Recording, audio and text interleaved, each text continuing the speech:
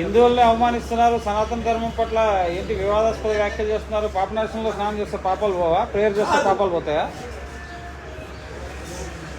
హిందూ శాస్త్రాల ప్రకారం, భగవద్గీత ప్రకారం, వేద ఉపనిషత్తుల ప్రకారం సర్వ పాపో పరిహారో రక్త ప్రోక్షణం అవశ్యం. తద్రక్తం పరమాత్మైన పుణ్యదాన బలియాగం. క్రైస్తవులు వెళ్ళి బాప్తిసం తీసుకున్నందు మాత్రాన్ని, ముస్లింలు మక్కా వెళ్ళినందు మాత్రాన్ని, ఈ దొంగలు గజ దొంగలు విఐపి ఎంట్రన్స్ తో మందిరానికి వెళ్ళినంత మాత్రాన్ని పాపాలు క్షమించబడవు అని హిందూ శాస్త్రాలు చెప్తున్నాయి.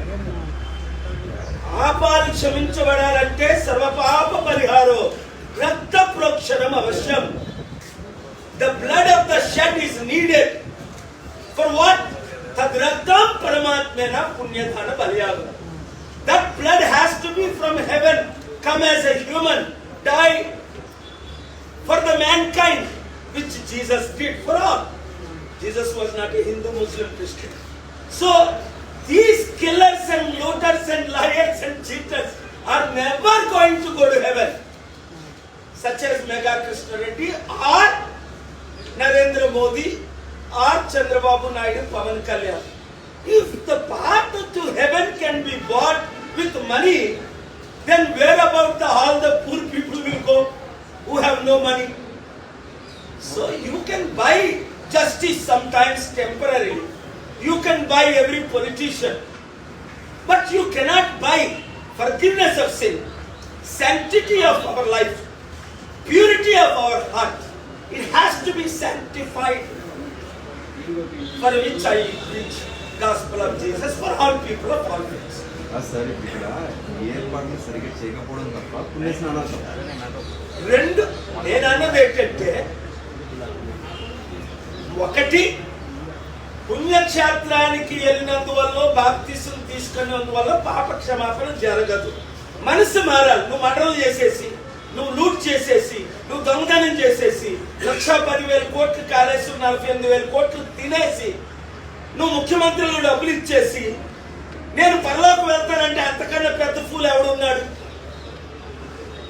దేశాన్నే ద్రోహం చేసేసి 2,000 మందిని గుజరాత్ లో తగలెట్టేసి నేను అమెరికా కాదు కదా, వీసా క్యాన్సిల్ అయితే మళ్ళీ వీసా కేఎఫ్ఆర్ ఇప్పించడానికి నేను స్వర్గానికి ఎవరికి ఎంట్రన్స్ ఇప్పించలేదు. బ్లాక్ లిస్ట్ లో నుంచి మోదీ గారిని తీసా, ఆయన అడిగారు కాబట్టి.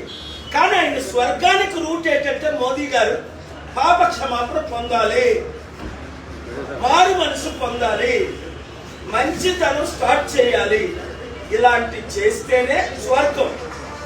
ముఖ్యంగా ఈ ధనవంతులు, ద్రోహులు, గజ దొంగలు దేవుని తీర్పు తప్పించుకోలేరు. కోర్టులు మేనేజ్ చేయొచ్చు, ఆఫీసర్లు మేనేజ్ చేయొచ్చు, కొంతమంది జడ్జిలు మేనేజ్ చేయొచ్చు, కానీ దేవుణ్ణి మేనేజ్ చేయలేరు.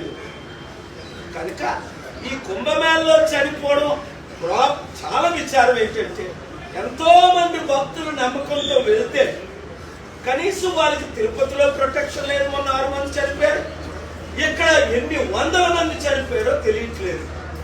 ఇది ప్రివెంట్ చేయాలి కదా. ఒక మనిషి జీవితం విలువ ఎంత కాపాడాలి. ఎవరిది బాధ్యత? ముఖ్యమంత్రిది, ప్రధానమంత్రిది. మరి వాళ్ళ బాధ్యత చేపట్టినప్పుడు మళ్ళా విఐపి ఎంట్రన్స్ ఇచ్చినప్పుడు ఏమవుతుంది? నేను వచ్చాను అని, నాకంటే ప్రపంచంలో వివిఐపి ఎవరు? నేను ఆర్డినరీగా